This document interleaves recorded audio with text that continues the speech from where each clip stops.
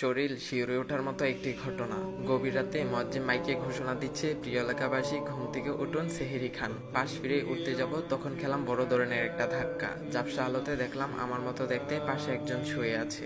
এইটা আবার কি? ভয়ে ভয়ে তাকে নাড়া দিলাম, দেখলাম অচেতন, কোনো কথা বলছে না। শরীরটা খুব ঠান্ডা। কিছুক্ষণ পরে মনে হলো ভদ্রলোক মারা গেছে। চিন্তা করলাম, এই লাশটা এখানে এলো কিভাবে? আবার দেখতে পুরোপুরি আমার মতো। আমি অনেকক্ষণ চিৎকার করে সবাইকে ডাকার চেষ্টা করলাম, কিন্তু একই কেউ তো আসছে না। একটু পর দেখলাম বোন রুমের লাইটটা জ্বালালো এবং ওই লাশটার কাছে এসে বলল, ভাইয়া সেহেরি খাবি না? ফজর আজান তো দিয়ে দিবে। আমি তো পুরাই অবাক, এসব হচ্ছেটা কি? বোনের কাছে গিয়ে বললাম, ওই তোর কি মাথা খারাপ হয়ে গেছে?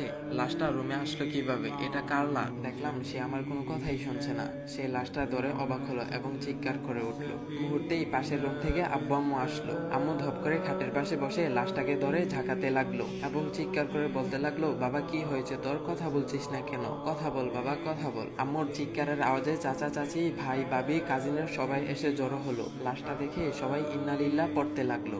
আশেপাশে কান্নার রোল পড়ে গেছে। মুয়াজ্জিন যখন আমার বাবার নাম নিয়ে বলল, অমুকের ছেলে অমুক ইন্তেকাল করেছে, তখন আমি একটা হাই লেভেলের শক খেলাম। সবাই আমাকে বাদ দিয়ে লাশটা নিয়ে ব্যস্ত হয়ে পড়লো। কাউকে বোঝাতে পারলাম না যে আমি বেঁচে আছি।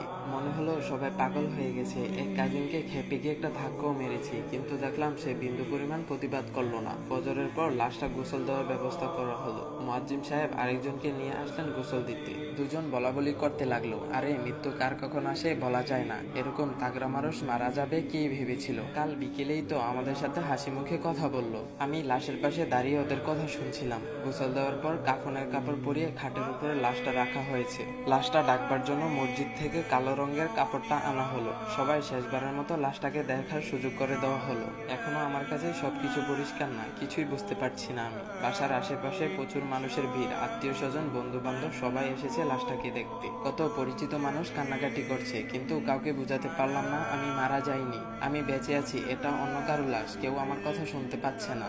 জোহরের পর জানাজার আয়োজন হয়ে গেছে। লাশটা নিয়ে যাওয়ার মুহূর্তে আম্মু আর বোনের লাশ ধরে সে কি কান্না!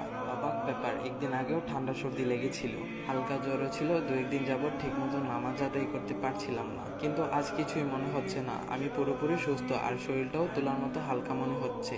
যাই হোক, লাশটা চৌরাস্তার ঈদগাহ মাঠে জানাজার জন্য নিয়ে যাওয়া হলো। ঈদগাহ মাঠে একটুও জায়গা ছিল না। বাবা হালকা একটু কথা বলল, পরে ইমাম সাহেব একটু বয়ান করে জানাজা পড়লেন। জানাজা শেষে লাশটা কবরস্থানে নিয়ে যাওয়া হলো। সেখানে গিয়ে দেখলাম দাদুর কবরের পাশে একটা কবর খনন করা হয়েছে। ঠিকঠাক ভাবে লাশটা দাফন করে সবাই আত্মার মাগফিরাতের জন্য দোয়া পড়তে লাগলো। মোনাজাত শেষে সবাই যার যার মতো চলে গেল, কিন্তু বাবা মা বসে থাকলেন, তাদেরকেও জোর করে নিয়ে যাওয়া হলো। অবশেষে আমার কাছে সবকিছু পরিষ্কার হতে লাগলো যে আমি আর এই জগতে নেই।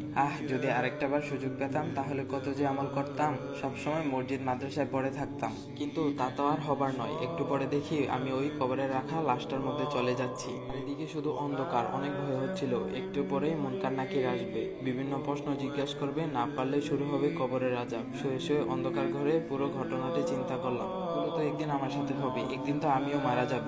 হঠাৎ শোয়া থেকে উঠে বসলাম, শরীরের প্রতিটা লোম দাঁড়িয়ে গেছে। প্রতিটা মানুষেরই এভাবে প্রতিদিন মৃত্যুকে স্মরণ করা উচিত, তাহলে আশা করা যায় গুনাহ থেকে মনকে বিরত রাখা যাবে এবং কবরের প্রস্তুতি নেওয়া যাবে।